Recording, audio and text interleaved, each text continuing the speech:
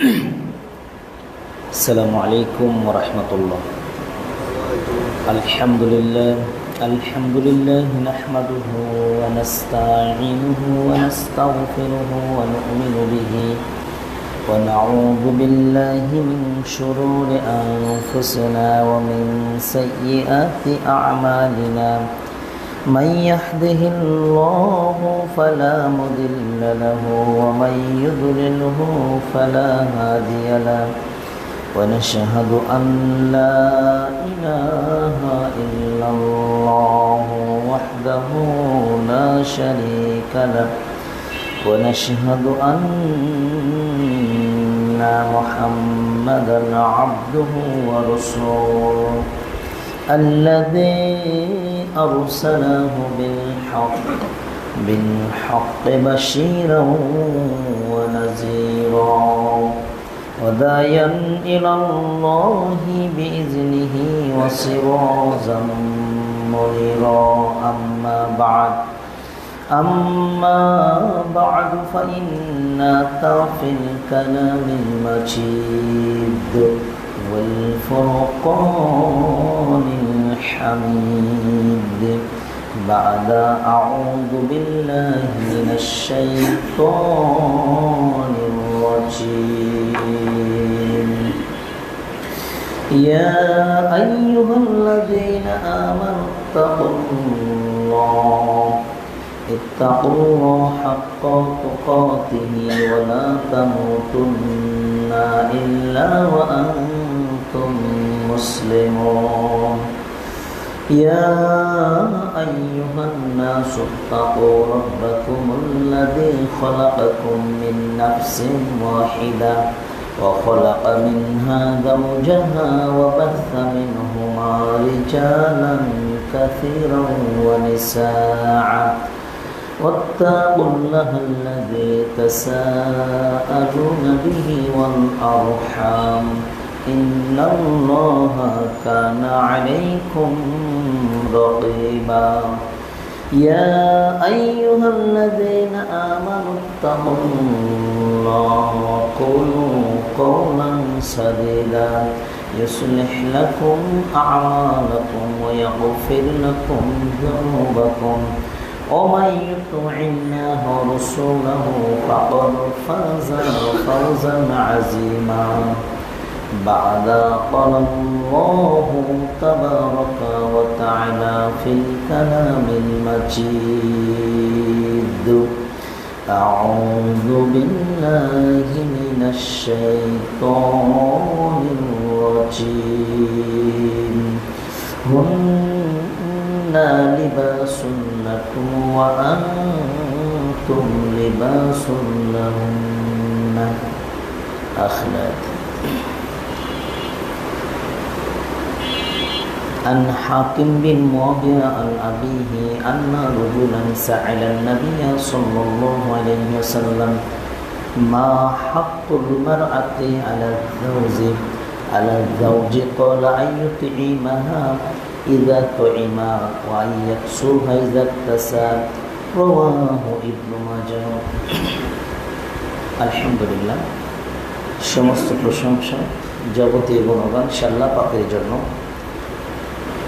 আল্লাহ সুবহানাহু ওয়া তাআলার অশেষ দয়ায়, তার রহমতে আমরা বেঁচে আছি, সুস্থ আছি এবং মসজিদে আসার মতো সুযোগ পেয়েছি। এবং আল্লাহ সুবহানাহু ওয়া তাআলা পৃথিবীতে অসংখ্য মানুষ থেকে, এমনকি আমাদের দেশে অসংখ্য কবর পূজারী, মাজার পূজারী, শিরক বিদআতে মিশ্রিত আমলকারী বান্দা থেকে যে আল্লাহ পাক আপনাকে আমাকে হকের সন্ধান দিয়েছেন, ঈমানের পরিপূর্ণতা বোঝার মতো, শিরক এবং বিদআত বোঝার মতো ক্ষমতা দিয়েছেন, সে আল্লাহ পাকের দরবারে যাবতীয় প্রশংসা আলহামদুলিল্লাহ। অতঃপর দরুদ ও সালাম বর্ষিত হোক পৃথিবীর শ্রেষ্ঠ মানব, যাকে আল্লাহ সুবহানাহু ওয়া তাআলা পৃথিবীর মানুষের মধ্যে সত্য এবং মিথ্যার পার্থক্যকারী হিসেবে প্রেরণ করেছেন, যাকে পাঠিয়ে আল্লাহ সুবহানাহু ওয়া তাআলা যাকে মানার জন্য আল্লাহ কোরআনুল কারীমের ভিতরে বিশেষভাবে তাকিদ দিয়েছেন এবং পৃথিবীর মধ্যে সবচেয়ে উত্তম মানুষ হিসেবে যাকে তৈরি করেছেন, যার আদর্শে আদর্শিত হতে পারলে পরকালে নাজাত পাওয়া যাবে, সেই মহান নেতা বিশ্বনবী দরবারে সংক্ষিপ্ত দরুদ পাঠ করছি বলি সাল্লাল্লাহু আলাইহি ওয়াসাল্লাম। খুতবার সংক্ষিপ্ত সময়ে যে বিষয়টা নিয়ে আমরা আলোচনা শুনব, স্বামী স্ত্রীর পারস্পরিক অধিকার সমূহ। আসলে আমরা বিভিন্ন ওয়াজ মাহফিলে, মোবাইলে, খুতবাতে মহিলাদের আলোচনা যখন শুনি, শুধু মহিলারা কি করবে স্বামীর ক্ষেত্রে, স্বামীর হকটা কি, এটাই বেশি শুনি। কিন্তু একজন আদর্শবান স্বামী হিসেবে মহিলাকে কতটুকু অধিকার দিতে হবে, মহিলার হক, একজন মহিলার হক তার স্বামীর নিকটে কতটুকু কি প্রাপ্য রাখে, এই ব্যাপারে আমরা অনেকেই জানি না, জানলেও এটা মানার চেষ্টা করি না। যেহেতু পারস্পরিক অধিকার, প্রথমে আমরা শুরু করি যে স্ত্রীর অধিকার যেটা তার স্বামীর কাছ থেকে সে পাবে। একজন মেয়েকে আল্লাহ সুবহানাহু ওয়া তাআলা পৃথিবীতে বরকত হিসেবে তৈরি করেন। আল্লাহ যার কল্যাণ চান তাকে প্রথমে কন্যা সন্তান দান করেন, আলহামদুলিল্লাহ। তার মানে পৃথিবীতে মেয়ে এবং ছেলের পার্থক্য রয়েছে। অধিকার আল্লাহ কোরআনে প্রায় সমান, কোরআনে সমান দিয়েছে, কিন্তু মর্যাদার দিক দিয়ে মায়েদের মর্যাদা পুরুষের চাইতে অনেক বেশি। যদিও স্বামী স্ত্রী তথা পিতামাতা উভয়ের পায়ে নিচে সন্তানের ব্যস্ত, কিন্তু মর্যাদার দিক দিয়ে আল্লাহ সুবহানাহু ওয়া তাআলা নারীদেরকে বেশি মর্যাদা দান করেছেন। একজন নারী সেই হিসেবে তার স্বামীর কাছ থেকে বেশি অধিকার পাওয়ার হকদার রাখে। চলে যাই আমরা আল্লাহ সুবহানাহু ওয়া তাআলা সূরাতুল বাকারা 2য় অধ্যায় আয়াত নম্বর 187 নম্বর আয়াতে বলেছেন, আউযু বিল্লাহি মিনাশ শাইতানির রাজীম, হুন্না লিবাসুন লাকুম ওয়া আনতুম লিবাসুন লাহুন্না। স্ত্রীরা স্বামীদের গায়ের পোশাক এবং স্বামীরা স্ত্রীদের গায়ের পোশাক। তার মানে একজন স্বামী স্ত্রীর অধিকার সাংসারিক জীবনে একে অপরের পরিপূরক। এরপরেও একজন আদর্শ স্বামী হিসেবে স্ত্রীর প্রতি খেয়াল রাখা আমাদের জন্য অতীব জরুরি। সম্মানিত উপস্থিতি, যে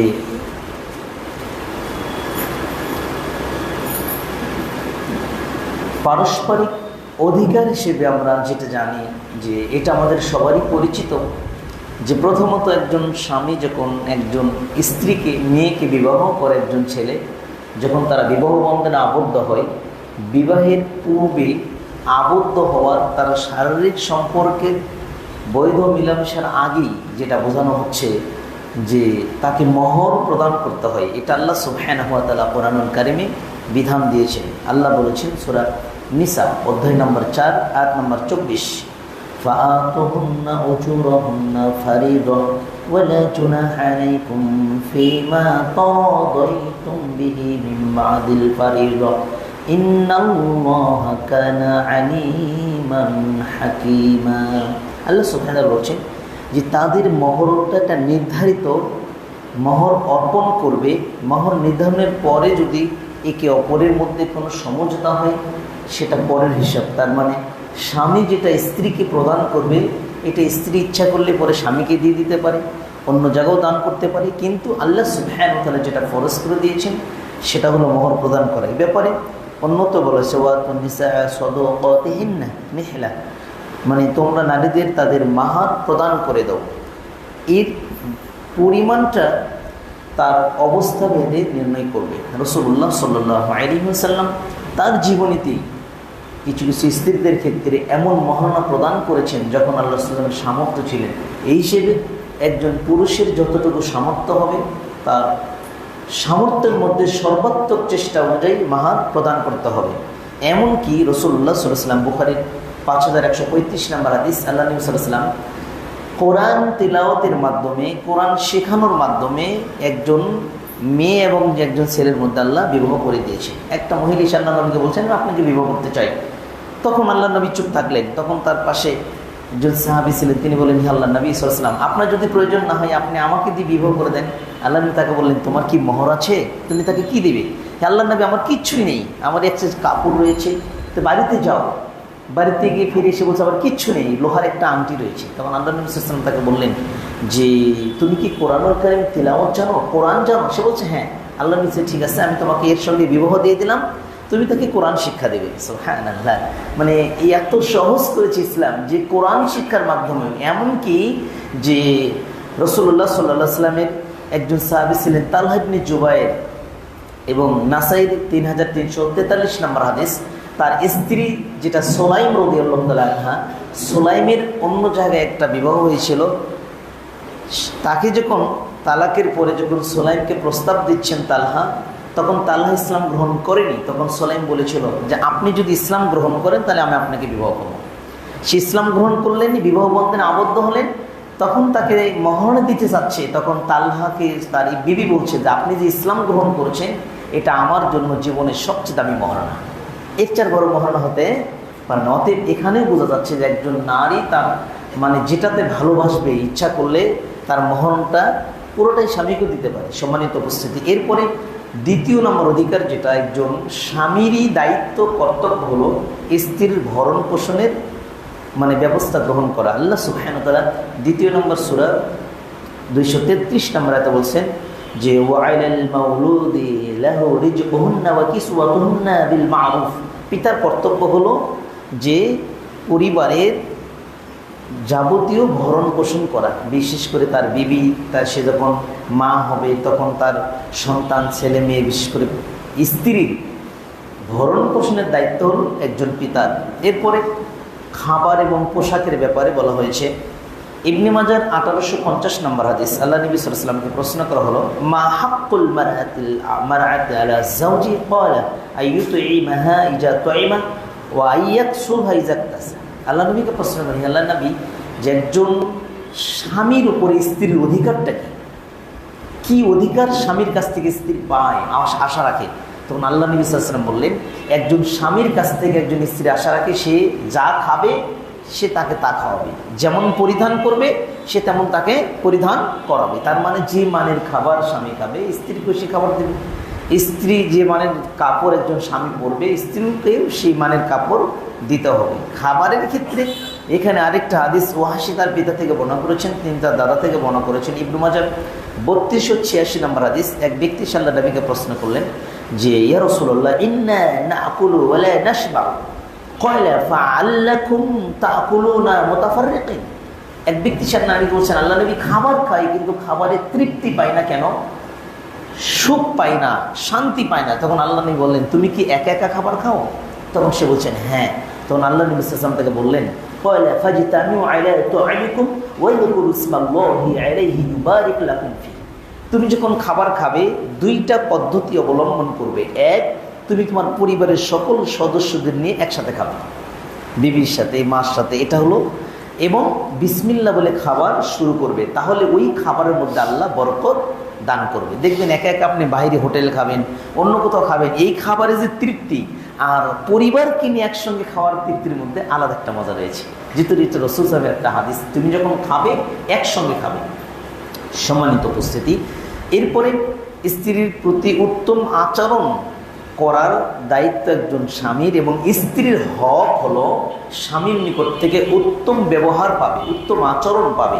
আমরা তো অনেক ক্ষেত্রে দেখা যায় যে যারা চাকরি বাকরি করি, যদি মহিলা কলিগ থাকে তার সঙ্গে এত নরম ভাষায় এত মিষ্টি সুরে কথা বলি, যদি কোনো বেগানা নারীকে যদি পাই, কোনো আত্মীয় রিলেটিভ যদি হয়, তার সাথে এত মিষ্টি সুরে কথা বলি, অথচ সেই মিষ্টি সুরের কথার মানে 100 ভাগের 10 ভাগ যদি আমি আমার বিবিকেও বলি না, মানে শুধু মানে খারাপ ব্যবহার মানে করি তার নিকটে। অথচ পৃথিবীতে একজন নারী মানে ভালোবাসার মতো আচরণ পাওয়ার হকদার রাখে তার স্বামীর কাছ থেকে। আল্লাহ সুবহানাহু ওয়া তাআলা এই ব্যাপারে সূরা তাহরিম 66 নম্বর সূরা 6 নম্বর আয়াতে আল্লাহ জানিয়ে দিয়েছেন, আউযু বিল্লাহি মিনাশ শাইতানির রাজীম ইয়া আইয়ুহাল্লাযীনা আমানু কু আনফুসাকুম। ভুল হয়ে গেছে আয়াত নম্বর, সূরা নিসা 5 নম্বর আয়াত আল্লাহ বলেন ওয়াকুলু লাহুম কাওলাম মা'রুফা। তুমি তাদের সঙ্গে উত্তম আচরণ করবে, নম্র ব্যবহার করবে। তার কারণ একজন স্বামীর উত্তম অনুত্তম ইমানে পরিপূর্ণতা প্রমাণ করে তার বিবির সঙ্গে সে যে আচরণ করবে, যে ব্যবহার করবে, তার উপর নির্ভর করে। যেমন তিরমিজির 3895 নম্বর যে হাদিসটা বলা হয়েছে, যে আম্মা জান আয়েশা রাদিয়াল্লাহু তাআলা আনহা তিনি বলছেন, আল্লাহ রাসূল সাল্লাল্লাহু আলাইহি ওয়াসাল্লাম বলেছেন, কয়লা রাসূলুল্লাহ সাল্লাল্লাহু আলাইহি ওয়াসাল্লাম, আম্মা জান আয়েশা বলেন, আল্লাহ রাসূল বলেছেন, খায়রুকুম লিআহলি ওয়া আনা খায়রুকুম লিআহলি। বলা হচ্ছে যে একজন মানুষ, পুরুষ তখনই উত্তম হবে যখন সে তার বিবির নিকটে, তার পরিবারের নিকটে উত্তম, তখনই সে উত্তম বলে পরিগণিত হবে। এমনকি আল্লাহ রাসূল বললেন, আমি নবী, আমি আমার স্ত্রীদের নিকটে উত্তম, অতএব আমি নবী সাল্লাম উত্তম। অতএব ইবনু মাজার আরেকটা হাদিস 1978 নম্বর যে হাদিস রয়েছে, আব্দুল বিন আমর রাদিয়াল্লাহু তাআলা বলছেন, আল্লাহ রাসূল বলছেন, খায়রুকুম লিনিসাইহিম। ওই ব্যক্তি পরিপূর্ণ মানে উত্তম ব্যক্তি যে ব্যক্তি তার বিবির নিকটে উত্তম। অন্য জায়গায় বলা হয়েছে যে ইবনু মাজার হাদিসে, যে ওই ব্যক্তি পরিপূর্ণ ইমানদার যে ব্যক্তি তার বিবির নিকটে উত্তম। তার মানে একজন মানুষের ইমানদারের সার্টিফিকেট তার বিবি দিতে পারে, যে তার ক্যারেক্টার, তার চরিত্রটা কেমন। এই জন্য স্ত্রীদের সঙ্গে উত্তম আচরণ করতে হবে, নম্র ব্যবহার করতে হবে, কোমল ব্যবহার করতে হবে স্ত্রীদের ক্ষেত্রে। সম্মানিত উপস্থিতি, এরপরে স্ত্রীকে আপনারা হয়তো অনেক ক্ষেত্রে আমরা ধর্মীয় জ্ঞান যেটা গ্রহণ করে থাকি, এই যে আমাদের মসজিদে মহিলাদের যে ব্যবস্থা রয়েছে, অনেকে আমরা বিবিকে নিয়ে আসে না, কিন্তু স্ত্রীকে উত্তম মানে ধর্মীয় জ্ঞান শিক্ষা দেওয়ার দায়িত্ব কিন্তু একজন স্বামীর। যদি সে পারে কোরআনুল কারিম, তাকে সর্বপ্রথম কোরআনুল কারিম শিক্ষা দিবে এবং তাকে ইসলামের যে বিধিবিধানগুলো যতটুকু মানলে সে পরিপূর্ণভাবে চলতে পারবে ততটুকু জ্ঞানের ব্যবস্থা করে দিতে হবে। যেহেতু যখন বিবাহ হয়ে যাবে তখন সে তার পরিবার দায়িত্ব নিয়ে নিল। এই জন্য আল্লাহ বলছেন, ইয়া আইয়ুহাল্লাযীনা আমানু কু আনফুসাকুম ওয়া আহলিকুম নারা। এই পৃথিবীর মানুষেরা, ইমানদাররা, নিজে বাঁচো জাহান্নামের আগুন থেকে, নিজের পরিবারকে বাঁচাও। তা আমি যদি এলেম অর্জন করে আমল করি, তাহলে আমার বিবিকেও তো এলেম অর্জন করার মতো ব্যবস্থা করে দিতে হবে। তবে সাবধান, আমরা গ্রামগঞ্জে দেখা যায় যে অনেক ক্ষেত্রেই যে বেগান একজন হাফিজের কাছে অথবা হুজুরের কাছে বেগান একজন মহিলা যিনি প্রাপ্তবয়স্ক, সে আরবি প্রাইভেট পড়ে। আবার মানে এক শ্রেণীর মানে সিস্টেম চালু হয়েছে যে কারিয়ানা কোরআন শিক্ষা, যেটা বেগানা নারীদেরকে, মহিলাদেরকে একত্রিত করে একজন পুরুষ কোরআন শিক্ষা দিচ্ছে। এটা স্পষ্ট শরীয়তে হারাম। তার কারণ মহিলাদের ব্যাপারে, পর্দার ব্যাপারে এতটাই কঠিন যে বেগানা পুরুষের সঙ্গে যখন কথা বলবে, সে তো চেহারা দেখাবে না, মিষ্টি সুরে কথা বলা যাবে না, এটা স্পষ্ট কোরআনের বিধান।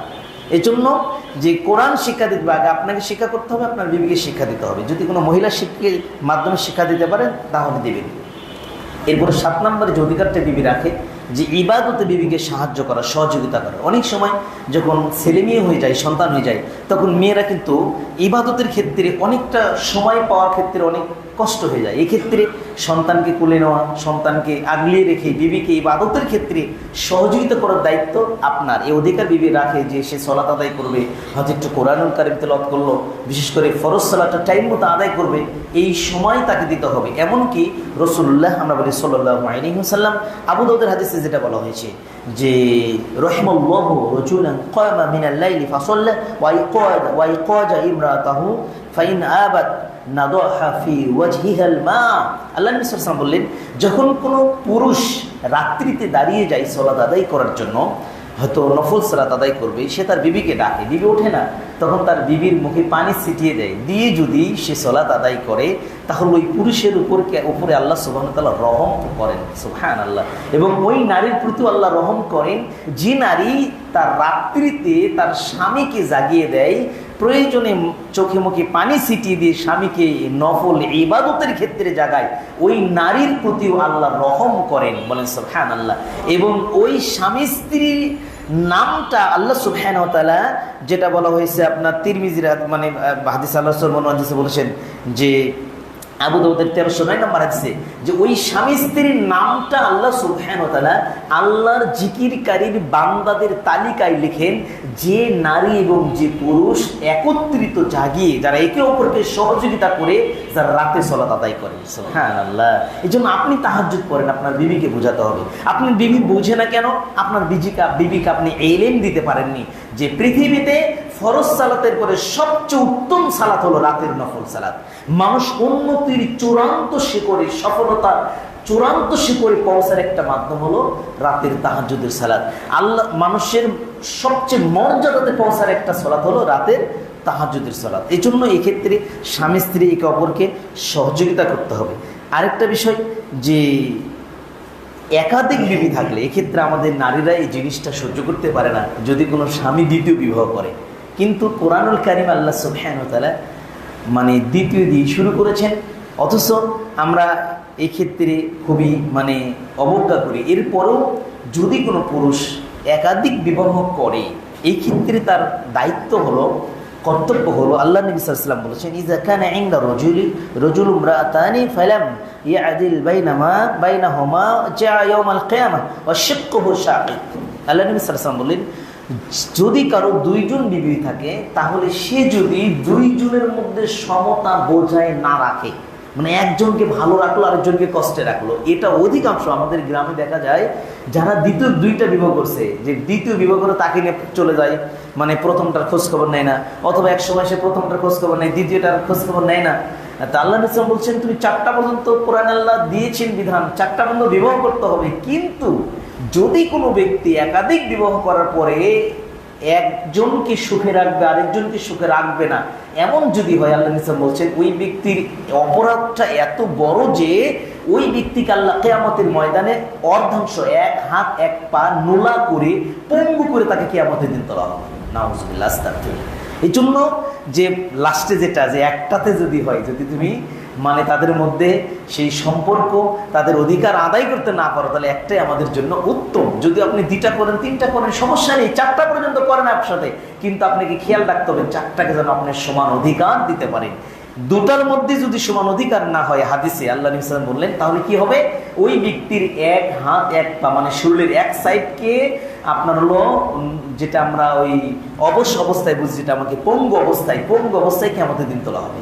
এটা কিন্তু খুবই কঠিন একটা মারাত্মক একটা জিনিস। এই জন্য আমাদের উচিত হবে যে যাদের দ্বিতীয় বিবাহ করার ইচ্ছা আছে এই হাদিসটা মাথায় রাখবেন, আর যদি যারা করেছেন তারা এই হাদিসটাকে প্রাধান্য দেওয়ার চেষ্টা করবেন যাতে কিয়ামতের দিন আপনার অবস্থা শোচনীয় না হয়। এরপরে একটা বিবি সাংসারিক কাজ করবে, বিবির সাংসারিক সব কাজে যে ভুল ধরতে হবে এটা নয়, ভুল না ধরে ক্ষমা চোখে সৎভাবে বসবাস করতে হবে। সূরা নিসা আয়াত নম্বর 19 4 নম্বর সূরা বলছেন আউযু বিল্লাহি মিনাশ শাইতানির রাজিম ওয়া আশিরুহুন্না বিল মা'রুফ ফাইন কারিতুমুহুন্না ফাআসা আন তাকরাহু শাইয়্যান ওয়া ইয়াজআলাল্লাহু ফীহি খায়রান কাসীরা। আল্লাহ বলেছেন আর তোমরা তাদের সাথে সৎভাবে জীবন যাপন করবে, তোমাদের যদি তাদেরকে অপছন্দ করো তবে এমন হতে পারে যে আল্লাহ যাতে কল্যাণ রেখেছেন তোমরা তাকেই অপছন্দ করেছো।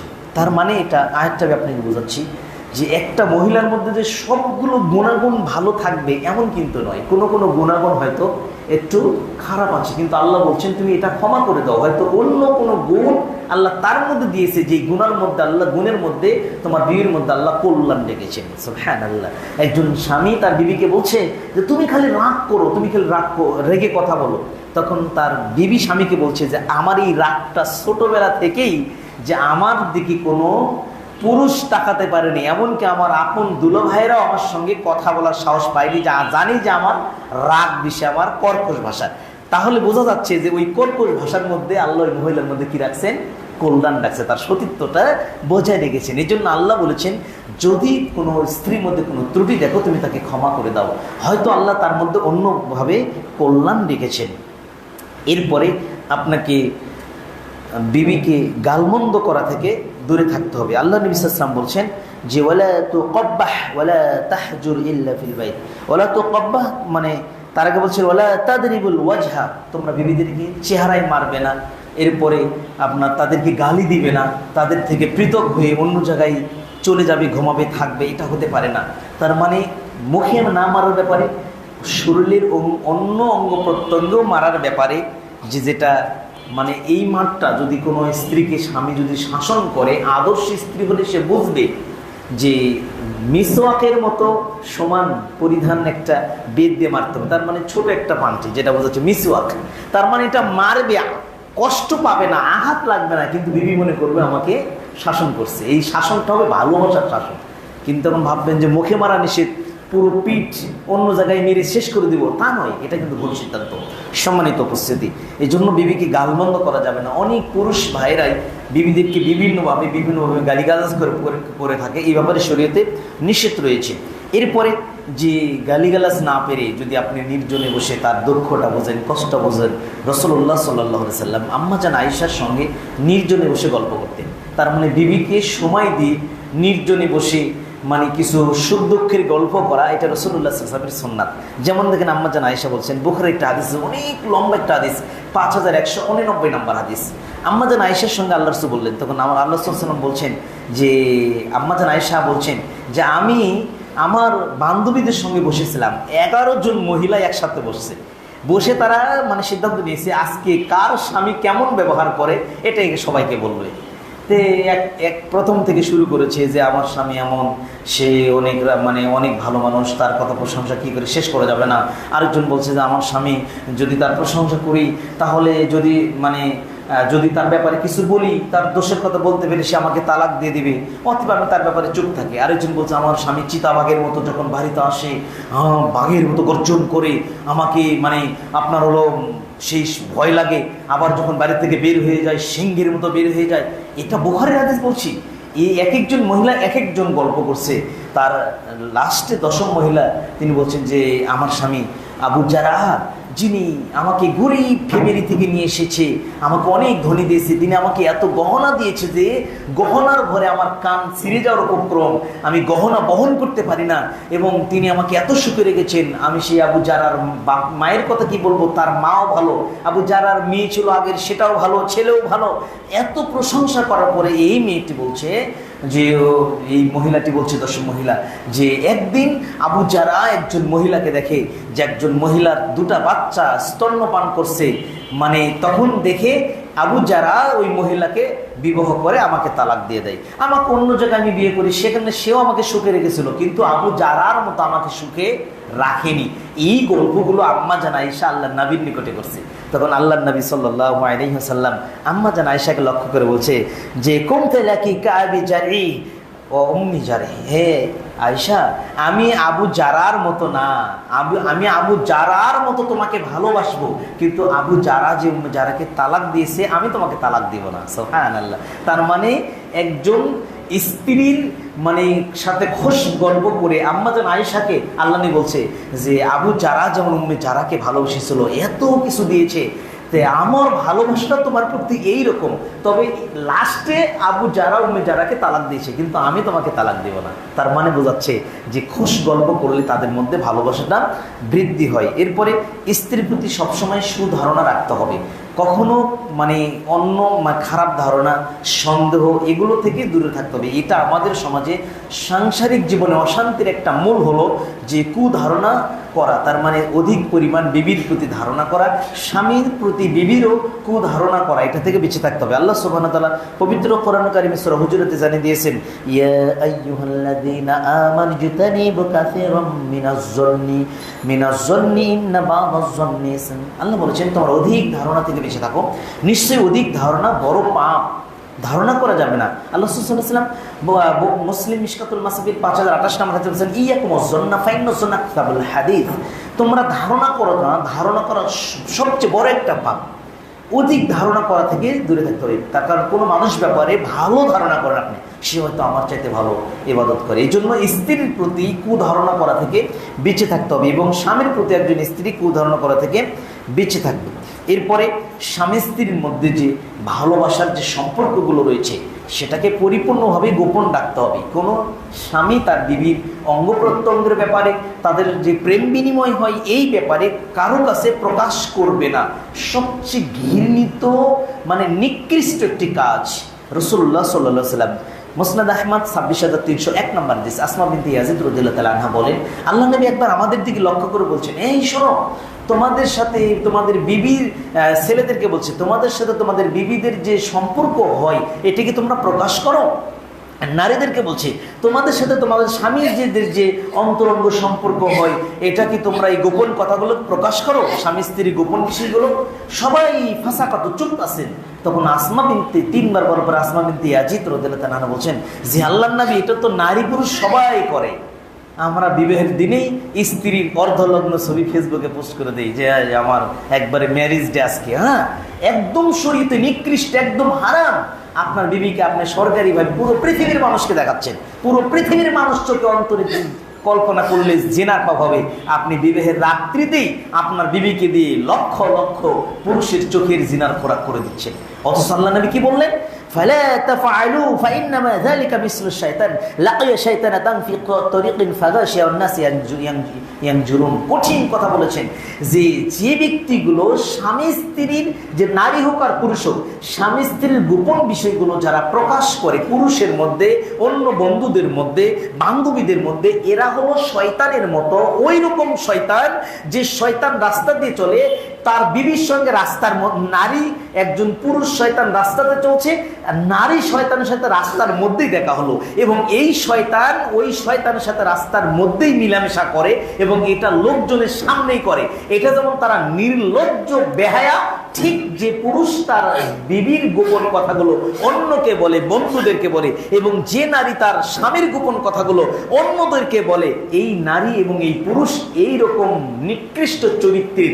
আর এই চরিত্রের পাওয়া যায় মিস্টার ডিওজি সাহেব ডগ, না? ও মাদ্রাসার ছাত্র মানে না, রাস্তাঘাট মানে না, যখন ওদের সুযোগ হয় তখন ওরা মিলামেশাতে লিপ্ত হয়, সবাই দেখে, ছি করে। ঠিক এই চরিত্রের ওই ব্যক্তি, যে ব্যক্তি তার বিবির সঙ্গে কেমন কি করেছে এটা তার বন্ধুদেরকে বলে।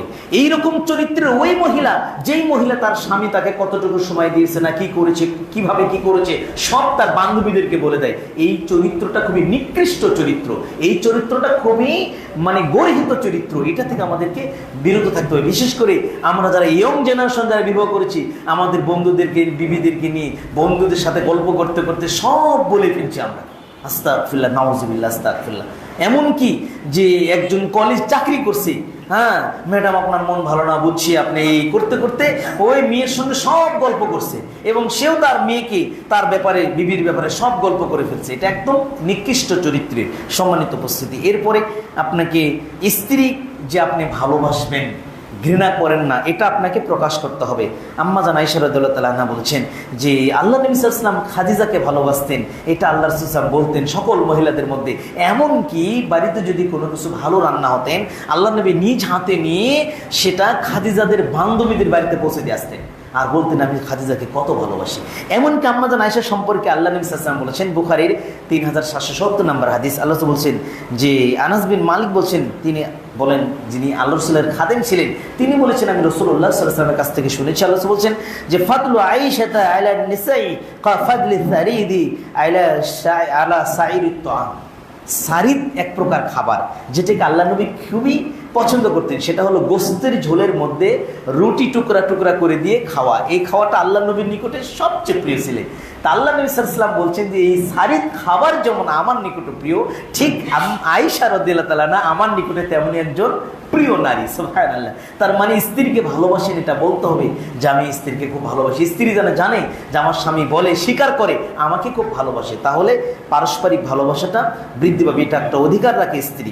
এরপরে আপনার স্ত্রীর ক্ষতি করা যাবে না, আপনি স্ত্রীকে পাচ্ছেন না তাকে ক্ষতি করা। যেমন আমাদের বগুড়াতে একটা লোক সৌদি থেকে একটা মেয়েকে বিবাহ করে নিয়ে এসে সে তার সঙ্গে স্বর্ণ গহনা সব কিছু নিয়ে তাকে মেরে যমুনা নদীতে ফেলে দিয়েছে। হ্যাঁ, এই যে ক্ষতি করা, একটা মেয়ের ক্ষতি করা যাবে না। আল্লাহ সুবহানাহু ওয়া তাআলা রাসূলের মাধ্যমে জানিয়েছেন যে লা দরারা ওয়ালা দিরারা, তোমরা কারো ক্ষতি করো না, ক্ষতিগ্রস্ত হয় না। যদি কোনো ব্যক্তি কারো ক্ষতি করার চেষ্টা করে, আল্লাহ তার ক্ষতি করেন। এই জন্য একজন মেয়েকে যদি আপনি পছন্দ না হয়, তার জন্য তাকে ক্ষতি করবেন, মারবেন, এটা করা যাবে না। তাই আপোষে প্রয়োজনে তালাক দেবেন। ইসলামের একটা বিধান রয়েছে যে তালাক দেওয়ার বিধান রয়েছে, কিন্তু এরপরেও তার ক্ষতি করার চেষ্টা করবেন না। এরপরে আপনাকে কর্ম দিয়ে বুঝিয়ে দিতে হবে যে আপনি বিবিকে কত ভালোবাসেন। সংক্ষেপ করছি, আম্মা জান আয়েশা সিদ্দিকা বলেন, নাসাই 380 নম্বর হাদিস, যে আল্লাহ নবী সাল্লাল্লাহু আলাইহি ওয়াসাল্লাম আমাকে এতটাই ভালোবাসতো যে আমি ঋতুবতী থাকা অবস্থায় আল্লাহ নবী সাল্লাল্লাহু আলাইহি ওয়াসাল্লাম আমার উরুতে মাথা রাখতেন, এবং এমনকি আমি দেখতাম আমি যে হাড়টি চিবিয়ে পরিপূর্ণ খেতে পারতাম না, মহিলার তো এমনিতে দুর্বল, হাড্ডিটা রেখে দিতাম, আল্লাহ নবী ওই হাড়টা নিয়ে আমি যেই পাশে আমি কামড় দিয়ে চিবিয়ে খেয়েছি, আল্লাহ রাসূল সাল্লাল্লাহু আলাইহি ওয়াসাল্লাম সেখানেই মুখ লাগিয়ে সেটা চিবিয়ে খেতেন, কামড়িয়ে খেতেন।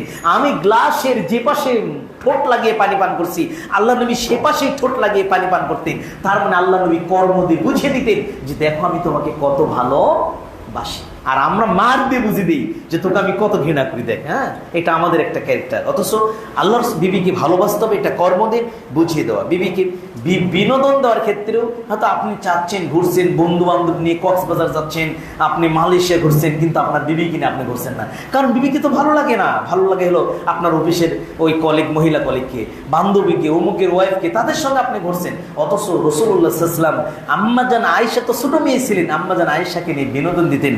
যে বুখারীর 5190 নম্বর হাদিস, ওরওয়া রাদিয়াল্লাহু তাআলা মনে করেছেন, আম্মাজান আয়েশা তো মনে করেছেন যে একদিন হাবশীরা তাদের বর্ষা নিয়ে খেলা করছিলেন, আল্লাহ রাসূল আমাকে নিয়ে গেলেন, আমি আল্লাহর নবীর পিছনে পর্দার সহিত দাঁড়িয়ে আমি বর্ষা খেলা দেখলাম, যতক্ষণ মন চাইলো আমি দেখলাম। তার মানে বিনোদনের ক্ষেত্রে বিবিকে সহযোগী নিয়ে যেতে হবে, শুধু বাড়ির ভিতরে রাখবেন এ অধিকার রাখে না। সম্মানিত উপস্থিতি, বিবির এরপরে সাংসারিক কাজে সাধ্যমতো সহযোগিতা করা।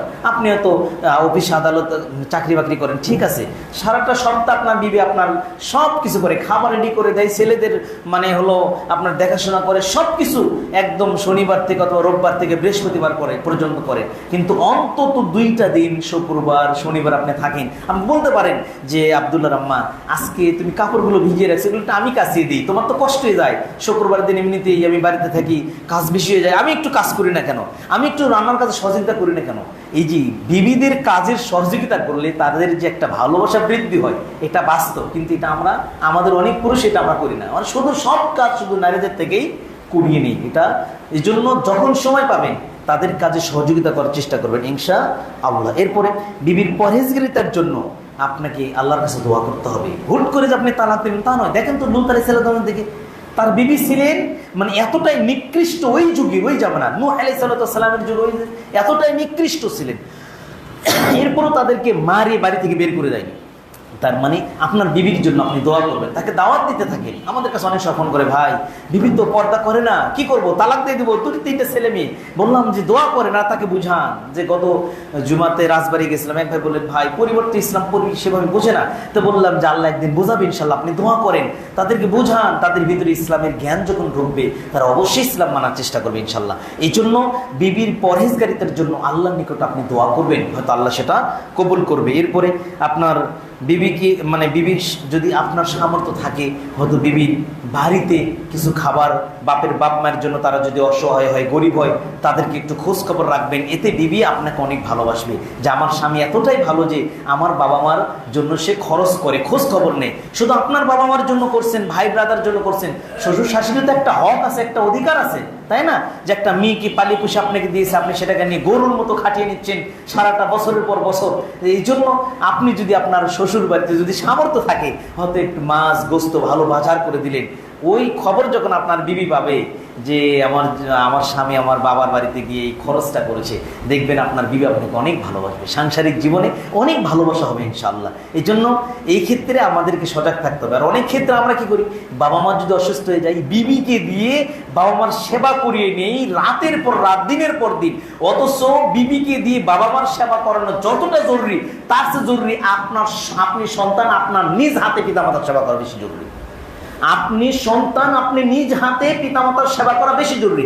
একজন আদর্শ নারী সে যদি জানে যে আমি যদি আমার শ্বশুর শাশুড়ির সেবা করি, আর শ্বশুর শাশুড়ি যদি আমার স্বামীর জন্য দোয়া করে, তাহলে আমার স্বামীর হায়াতে আল্লাহ বরকত দিবে, আমার স্বামীর রিজিক আল্লাহ বরকত দিবে। যেহেতু আল্লাহ বলছেন যে পৃথিবীতে 2টা জিনিস মানুষের রিজিক এবং হায়াতকে বাড়ায়, তার মানে কি আল্লাহ বরকত দেয় ওর মধ্যে। সেটা কি? আত্মীয়তার সম্পর্কের মধ্যে, বলে সুবহানাল্লাহ। আর আত্মীয়তার সম্পর্কের মধ্যে সবচেয়ে প্রাধান্য হলো যে সবচেয়ে আপনজন হলো পিতামাতা। তো একজন আদর্শ নারী যদি মনে করে যে আমি যদি আমার শাশুড়ির সেবা করি, শ্বশুরের সেবা করি, তাহলে আমার শাশুড়ি শাশুড়ি আমার স্বামীর জন্য দোয়া করবে, আর আমার স্বামীকে আল্লাহ অর্থ দিয়ে মানে অর্থের মধ্যে এবং হায়াতের মধ্যে আল্লাহ বরকত দান করবে, তাহলে সে অবশ্যই শ্বশুর শাশুড়ি সেবা করবে। কিন্তু আমরা অনেক ক্ষেত্রে দেখা যায় যে বিছানায় পায়খানা করতেছে একজন মা, তাকে দিয়ে আমরা আমার ওই বিবিকে দিয়ে শুধু পরিষ্কার করে নিচ্ছি। আমি আমার মায়ের ছেলে, মায়ের পেটে আসি, আমি আমার মায়ের কাছে যাচ্ছি না, দেখো আমার মাকে একটু পায়খানা করতে দিয়ে দাও। অথচ জরুরি ছিল আমার হাত দিয়ে আগে মায়ের পায়খানা পরিষ্কার করা, যদি আমি জান্নাতে ইনকাম করতে চাই।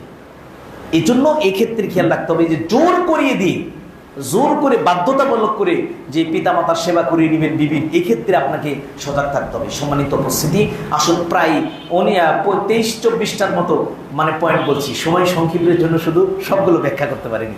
এরপরও যে স্ত্রীদের যে স্বামীদের যে অধিকারগুলো আছে শুধু পয়েন্টগুলো বলছি, যে আসলে যেটা বলার সুযোগও হবে না, যেটা যতটুকু আমরা জানলাম, একজন আদর্শ স্বামী হিসেবে আমাদের বিবিদেরকে এই বিধানগুলো আমাদেরকে দিতে হবে। তাদেরকে পারস্পরিক ভালোবাসার জন্য সাংসারিক জীবনে দেখবেন যে আপনার বিবি ইনশাল্লাহ আপনাকে ভালোবাসবে।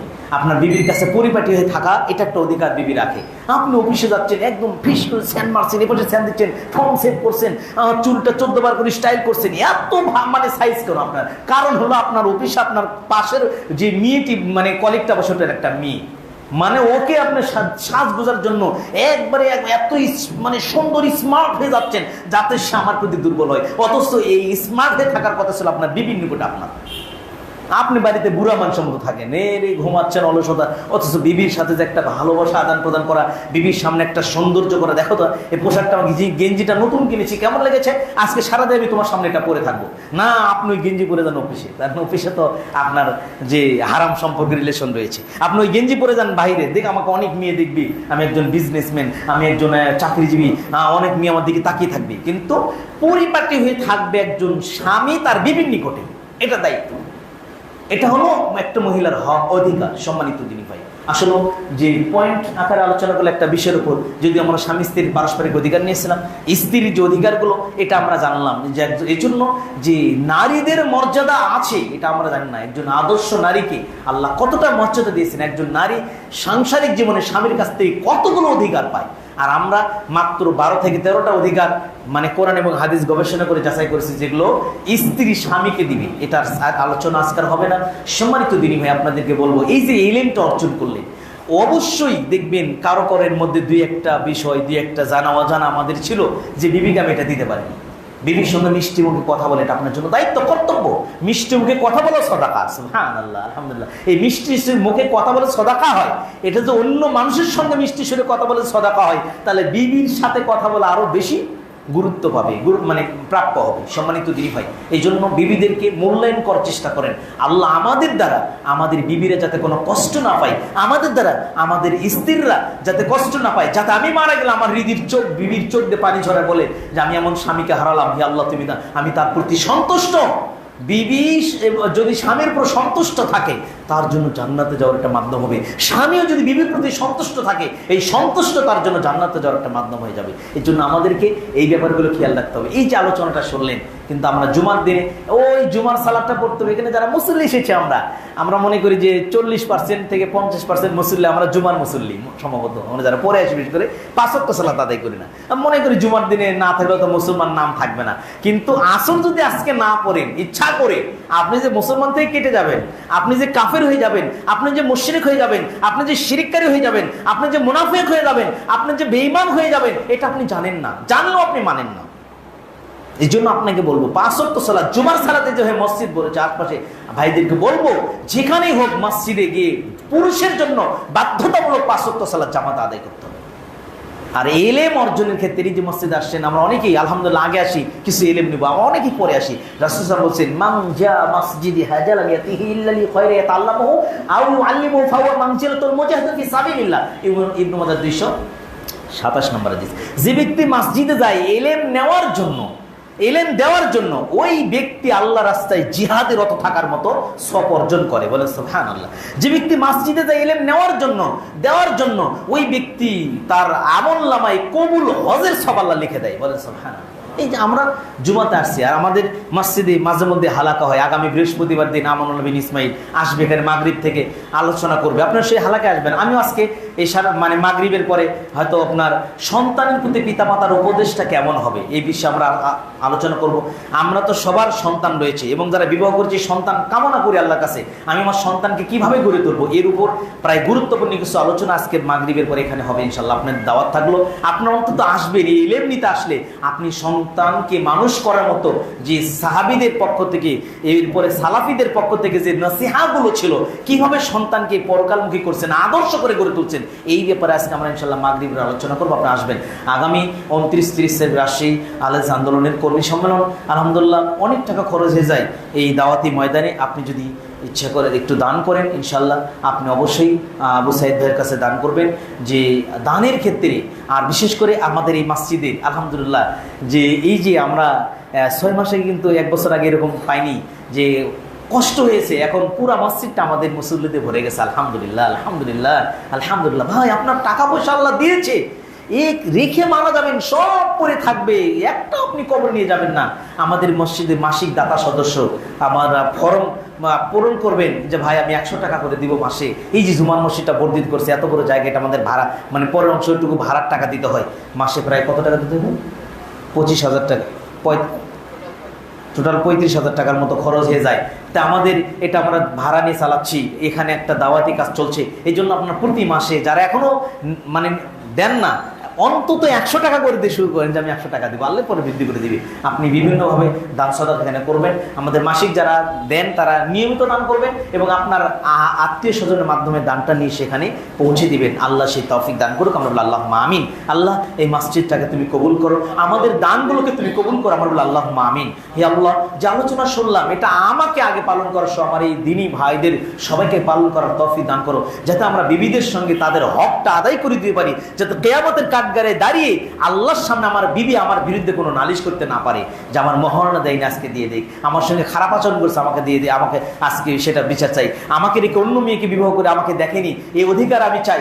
এই অধিকারগুলো দেওয়ার আগেই আমরা সংশোধন হতে চাই। আল্লাহ আমাদেরকে এগুলো দুনিয়াতেই বিবির অধিকারগুলো আদায় করার তৌফিক দান করুক। আমরা বলি আল্লাহুম্মা আমিন। আল্লাহ এই মসজিদটাকে তুমি কবুল করো। আল্লাহ এই মসজিদের দাওয়া সেন্টার করে যেখান থেকে হালাকার দাওয়া, খুতবার দাওয়া তুমি পরকালে নাজাতের ওসিলা হিসেবে তুমি কবুল করো। আমরা বলি আল্লাহুম্মা আমিন। আল্লাহ যারা সহযোগিতা এই মসজিদটা নির্মাণ হয়েছে, আল্লাহ তুমি তাদের আত্মীয় স্বজন কবরে ওই সবটা পৌঁছে দাও। আমরা যারা দান করেছি আমাদের আত্মীয় স্বজনের কবরেও সবটা পৌঁছে দাও। তুমি আমাদের সবাইকে মাফ করে দাও। আমরা বলি আল্লাহুম্মা আমিন। আল্লাহ তুমি আমাদের সবাইকে ক্ষমা করে দাও।